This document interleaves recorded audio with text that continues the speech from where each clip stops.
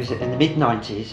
I'd been travelling around the world quite a bit for quite a long time, and came back here, and I was newly married and needed a job, and just happened to glance at the care section, and there was something saying young man requires assistance, and it said social activities. Okay, I'll give that a try. Steve, you was in a state of change, weren't you, where you'd gone from having almost no care, except your mum and dad, to having a package given to you, and a really big one, like 50, 60 hours a week suddenly, but no one to fill it. And mum and dad had said we can't cope anymore as such. They could cope, but not on their own anymore. So we met as a person who needs care and a person who can give the care.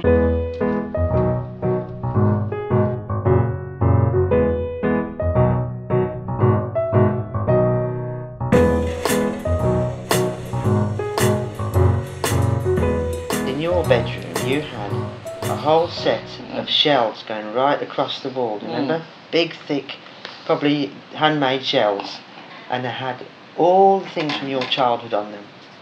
Toys, annuals, action men, dinky cars, all that kind of things, all there, all played with and used. And some of them actually, I noticed, were painted. They had blobs of paint on them, or the colour was changed. I didn't notice that straight away. And I had all the same stuff from my childhood. I had action men, comics, marbles, dinky cars, corgi cars, kept them all.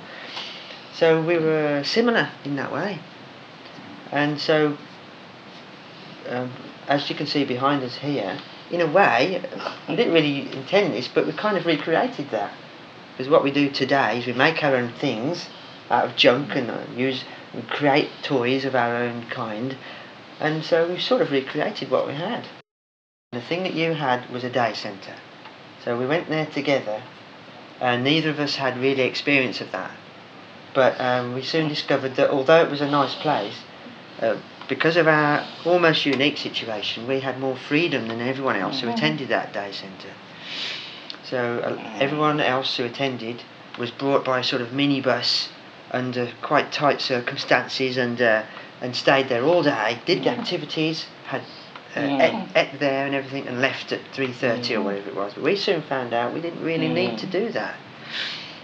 So we spent a few years doing their thing, and gradually eased away by going out off our own bat and mixing around in the community. I think part of the reason that we're so happy in a way is that we've been allowed to experiment ourselves, haven't we, Stephen, and find what you can do. So when we met, we were very lucky to be able to tap into that in a sense. So we were free to try all the stuff. And that was lucky because we found, there's a lot of things that obviously you can do and that we can do together. So you can draw, you can paint, you can change the shapes of things with things like paper mache, push and pull. And you're a very strong person, Stephen, so all you need really is a bit of help with coordination, isn't it? You realise about how far we can all reach across as well. That's one tricky thing for you, isn't it? With your elbows and your arms, you need help to be able to reach things.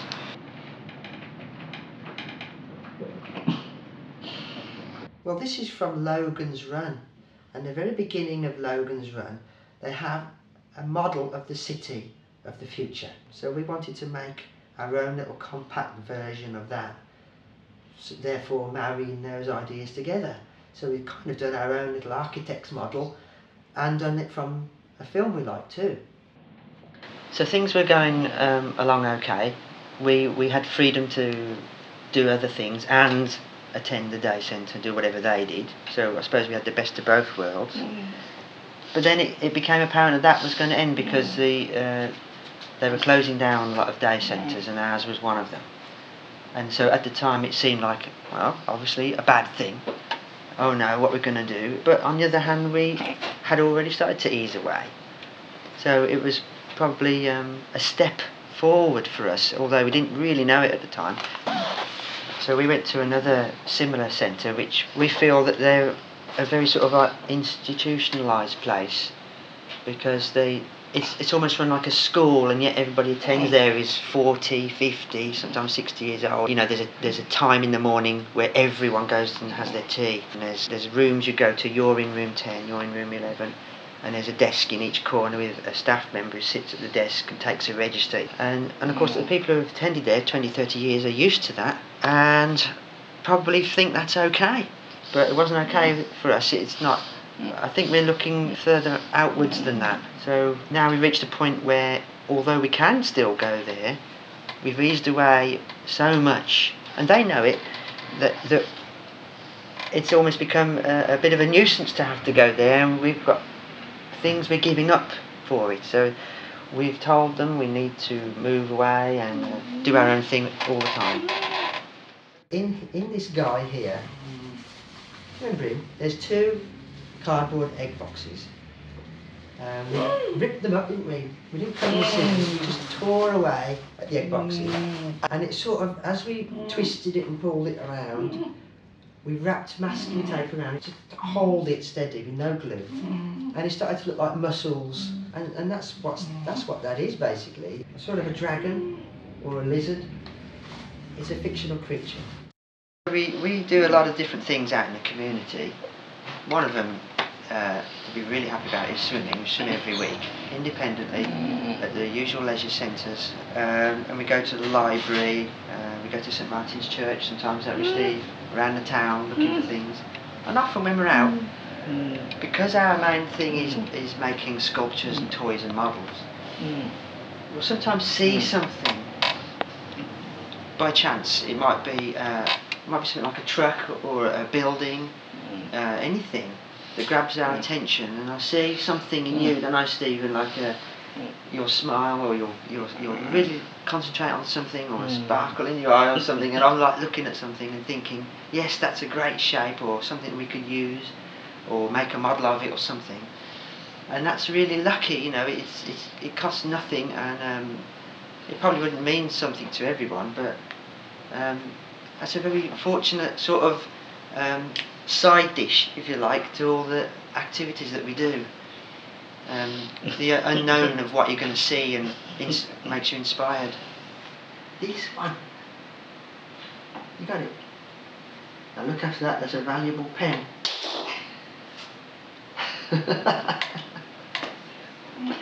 Which one, Stephen? That one. That one. This. What do you think, Steve?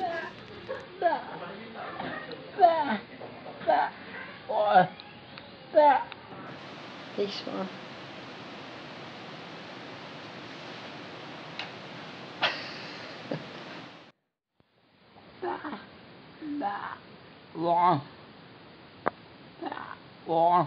So we've already been working on this for a couple of weeks now. Started off as a pile of cardboard boxes.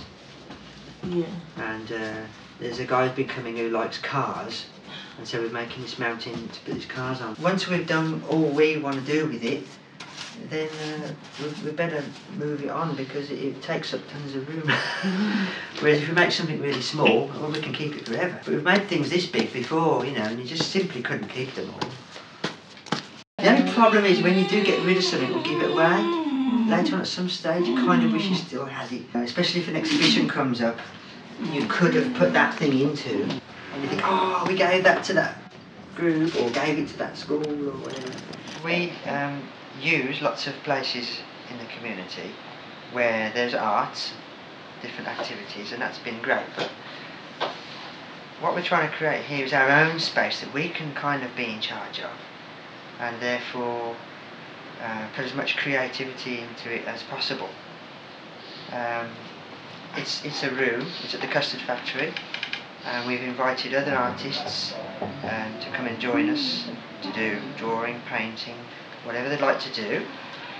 And that's a really great thing, because we get to have a space to come to, don't we, Steve, and enjoy doing our things, and at the same time mix with other people and actually create something, create a space that, and a venue that people can come to and enjoy. It's just a very small scale little thing where we can enjoy it and hopefully make it last a long time. Got it? Bye.